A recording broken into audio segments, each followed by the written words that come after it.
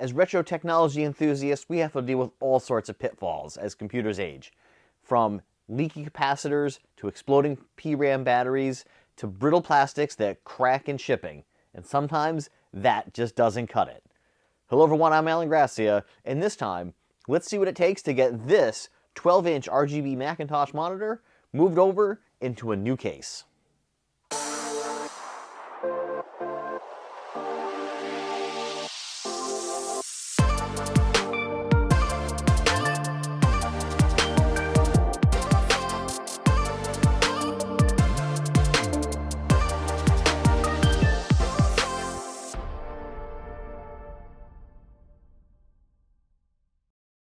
Okay, and loaded up here I have the Macintosh 12-inch RGB display technical specifications on apple.com. And we can see that this monitor was introduced in October of 1990, discontinued a couple years later in 93. It's a tube size of 12 inches with 11.5 viewable. Uses shadow mask. Weight is 24 pounds, so not the heaviest CRT monitor that I've moved around, but that is definitely a lot heavier than today's LCD flat panels. And we see for a Macintosh, it has a maximum screen resolution of 512 by 384 pixels at just over 60 hertz. So let's take a look over at low-end Mac, where they have a write-up of this monitor, the Macintosh 12-inch RGB display. And it was really Apple's first low-cost display for the Macintosh, the LC-series. The Mac I plan on using this monitor with was the Macintosh LC-3, but this date is obviously wrong, not in 1999. It is 1990. So has a display resolution of 512 by 384, which we just mentioned, uses Apple's DA15 video connector, some buttons in the back. There's a note here, also kind of interesting. Apple recommends against using this monitor at maximum brightness to prevent screen burn-in and use a screensaver. Certainly, any vintage Macintosh must be running the Berkeley After Dark Flying Toaster screensaver, except no substitutes. And then, interestingly enough, there is a list of compatible Macintosh models. There's quite a few Macs that this monitor will work with. Obviously, the LC series of machines, the 2SI, the 2CI, the 2VX, Performa models, Quadra models, all the way up to the Quadra 950. And apparently this Macintosh display card 4-8 and 8-24. So finally we see here some other just notes of interest here. This was a $600, $599 monitor when it was new.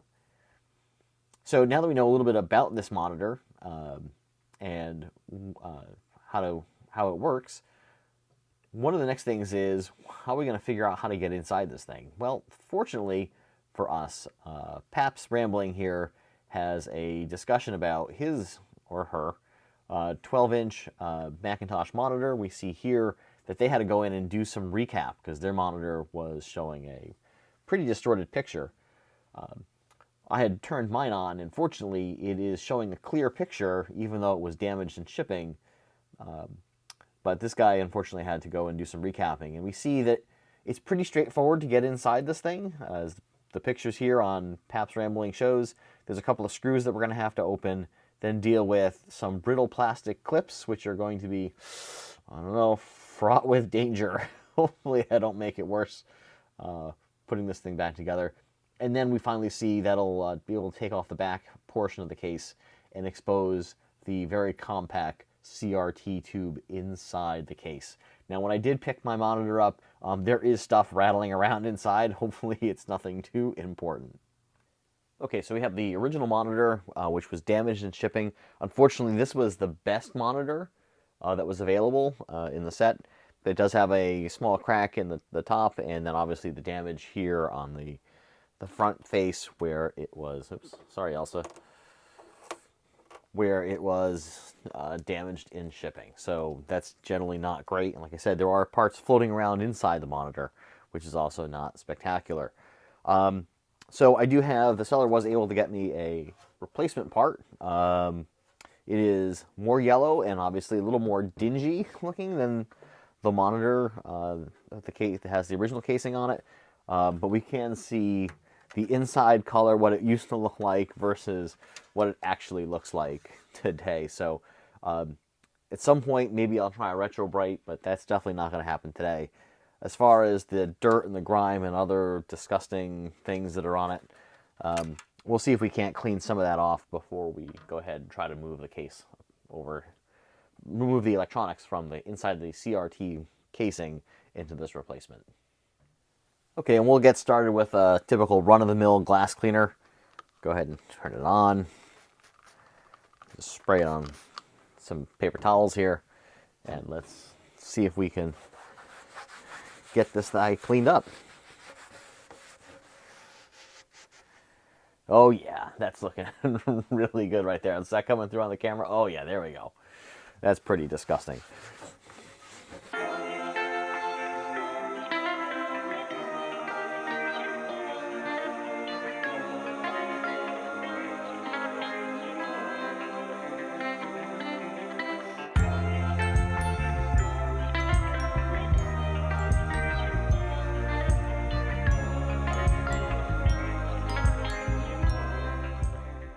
We do see number 178 written twice on this case. So I'm not sure if this was used originally in a school or maybe a business. It does have some Velcro on the top here. Back in the 90s, this was kind of popular to have like either some kind of a screen filter attached to the top of the monitor that would hang down and block some of that UV light. Or the other thing that was pretty popular back in the 90s when I got into my IT career was having little ears that would hang off the side, little arms, where you could have some papers and some documents hanging off.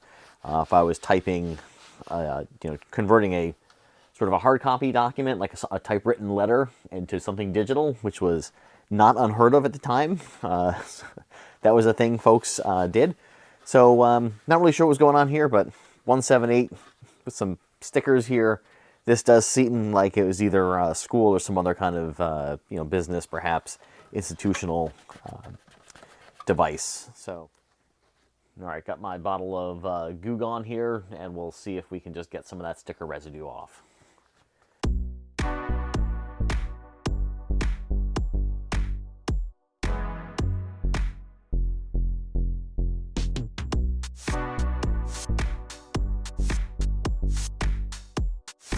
All right, so I was able to get the first one off.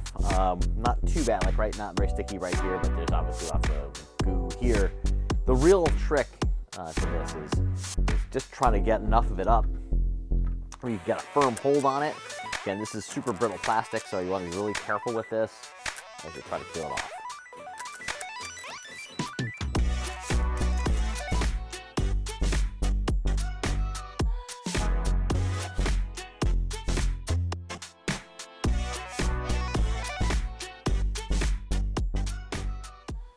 And we're back from that jump cut, and after a lot of elbow grease and even more that Goo Gone citrus, we did manage to get all of the Velcro resin or residue or whatever you want to call it off the top of the monitor. So yeah, original color and current day color. Not great. I've got a little bit of a magic eraser here, so let's see if we can get rid of some of that marker, huh?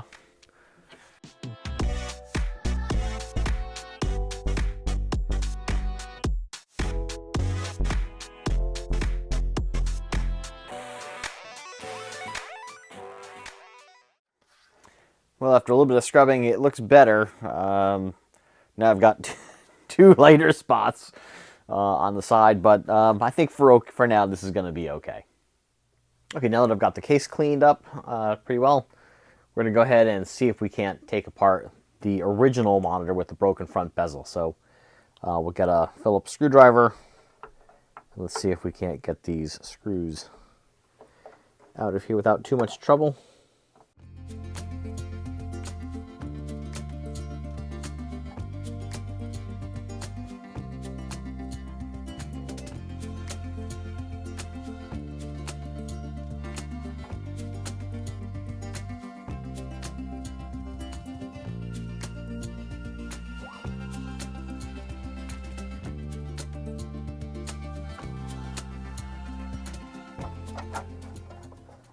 The screw channels are tapered, right? They're much wider here at the top than they are at the bottom. So if you have a long neck screwdriver, I don't know if that's the right term or not, but you have a long Phillips screwdriver, that might help you a little better than something like this with a big chunky piece of metal here at the tip. All right. And now that we have the case screws out, let's see if we can go ahead and start working our way around the monitor. So we got a big crack here in the case. I didn't even notice that originally. Since this is the case, it's damaged, and I don't particularly care too much about it. I'm going to try getting some spacing here with a flathead screwdriver. Not sure if this is going to work, but let's see what happens. We can get those clips disengaged. Oh, well, that's one way to do it, I suppose.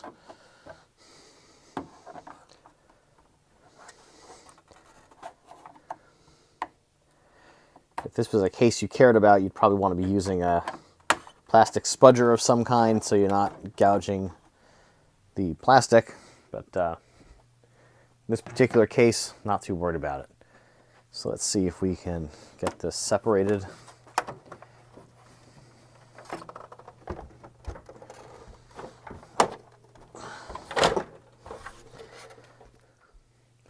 Okay, let's see if we can get this monitor casing taken off.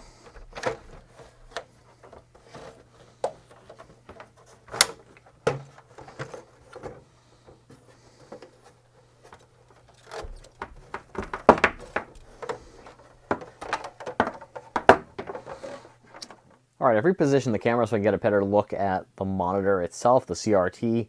It's looking pretty clean, I guess. Putting a flashlight inside, looking for any potential problems on the board. I don't see any damaged caps, that look like they're erupting or anything. I do see a couple Nichicon caps in there. Those are generally thought as reliable. So the capacitors and the analog board looks pretty good. A little dusty in here, but not too bad given the age of this monitor. I have a plastic probe tool here, and we can see going from the analog board on the back here is the LED cable that goes to the front down here of the monitor assembly. So we're going to have to get rid of that and pull it out. So carefully, I'm going to disconnect.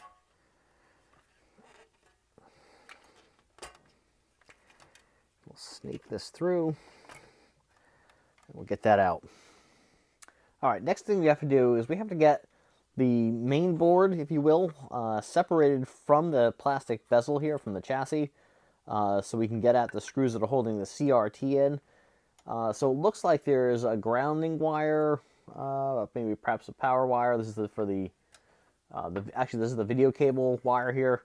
Connects onto this circuit board that's under this piece, which is connected to the neck board here. So let's see if we can't remove this carefully. If we damage the tube, we're in serious trouble. All right, so that is disconnected. And it looks like there's a couple, at least a screw here that we're going to have to try to take off to disconnect that wire. Again, I got our Phillips head screwdriver, being extra careful not to damage anything. Need to be very careful because this is old brittle plastic. It looks like we're being held on here by this cable management piece right here. Let's get this again carefully separated. People who are smarter than me about this stuff suggest keep one hand behind your back, so that is what I'm doing at the moment while I'm playing with these wires. And we got, looks like a grounding cable here, a couple other things on the back here that we are going to have to unscrew before we get this out. I wanted to just take a moment to come back from trying to disassemble this monitor. If you are not familiar with taking apart monitors, there is a shockingly, maybe that's a bad word, there is a frightening number of cables and connectors that are going from this analog board to the neck board controller, which controls the CRT.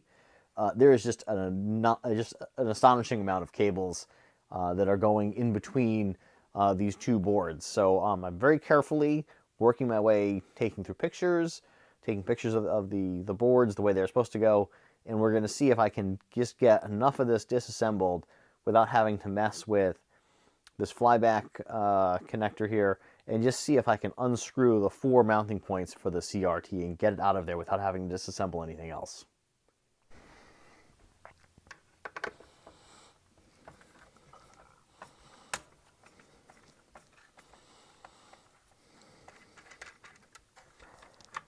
One down, 3 more to go. And now let's see if we can lift out the CRT without too much more trouble.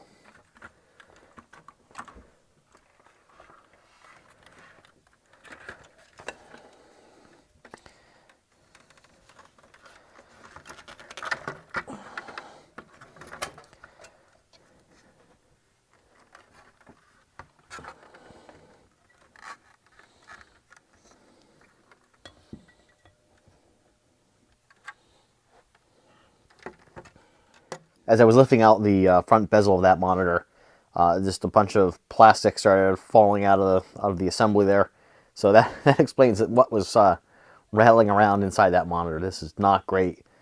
If you can avoid shipping brittle plastics and doing local pickups, I strongly encourage you to do that. Now that we have the monitor part, we have to put it back together. And quite honestly, I'm a little concerned about putting it back together. It's going to be the more difficult part. You'll notice that there are these 2 little washers sitting on the top 2 ears here where the monitor screws in. There are also 2 more at the bottom, but I think the strategy is to place those inside the monitor bezel before I start to try to get everything back together and screwed in. So let's see how that goes. The quick reposition of things on the desk here. We're going to go ahead and try to get this connected. Remember, we have the 2 washers already inside the bezel for the bottom 2 screws that are going to hold the CRT in place.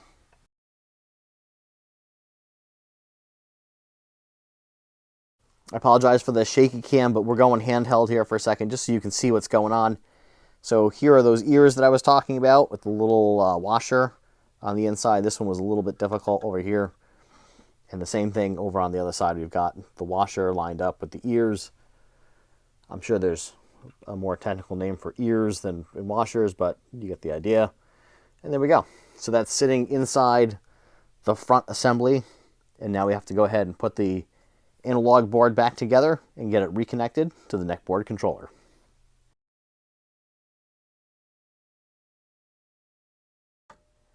All right, 4 screws into the mounting bracket. All right, now that we have the CRT reseated into the front chassis, there are 2 clips on this analog board assembly. They go inside the front-facing bezel.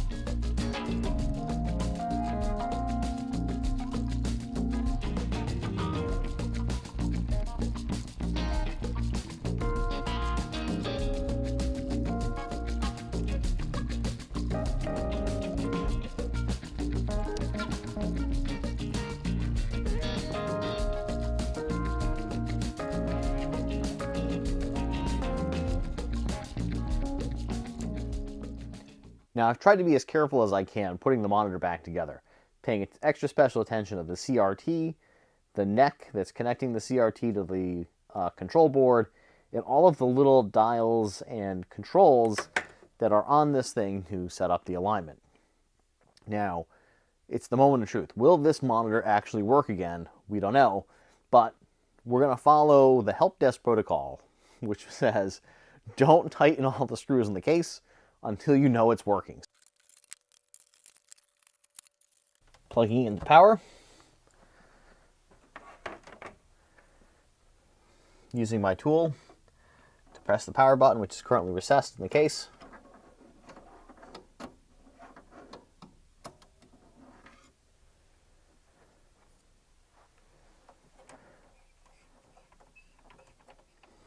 So So we did have power because the green light came on, but no picture. So let's see what happens when we connect the Mac LC. You have the Mac LC-3 connected to the display with power.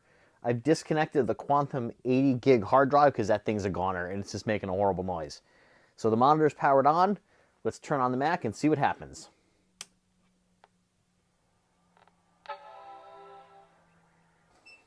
Well, it looks like this is going to be a bust. Just rolling the knobs a little bit. This one's super squeaky. We'll have to deox it if this thing actually comes back to life.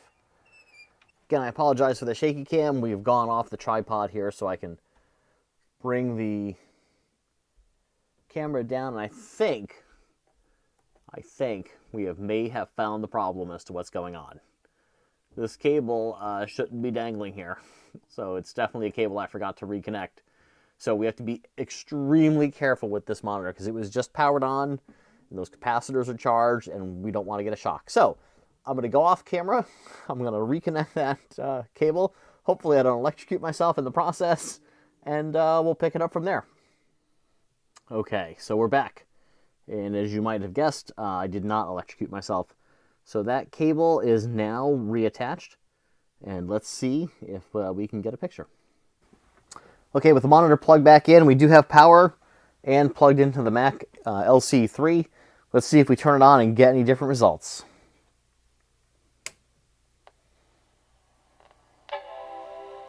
Chime from the Mac.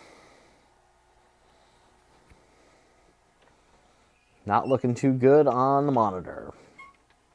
Well, in the case of retro computing, sometimes you win, sometimes you lose. In this case, looks like I'm coming up snake eyes. All right, call me crazy, but I'm not one to just give up. I mean, this monitor was working. I thought I disassembled it carefully enough. I mean, maybe it's possible I did break something. But I just wanted to show you one other thing before I wrap this video up. And hopefully we can change the outcome of the video itself. But carefully, if you look right here, believe it or not, it's another one of these high power analog board to yoke cables that I did not connect because it's over here in the analog board, and I told you before, I don't know what I'm doing. I'm not having anything to do with electrical engineering, and you know, you really should know what you're doing when you're messing around inside a high voltage CRT like this. But there is that one cable, so I'm going to let this monitor sit for a little bit, and hopefully those caps will will discharge, and I'll go in and with my probe tool and very carefully reattach that cable, and hopefully, fingers crossed, that we'll get a better outcome to this video. All right, let's just recap where we are real quick. I've got the monitor recabled. I've attached that cable. We are attached to mains power, so we do have power. The lid is actually off, so we're adding to the element of danger with mains power and exposed circuitry high voltage. We also have a precariously perched Macintosh LC-3, which has not been serviced in any sense of the matter. It does have a bad hard drive, so I have the power cable to the hard drive disconnected.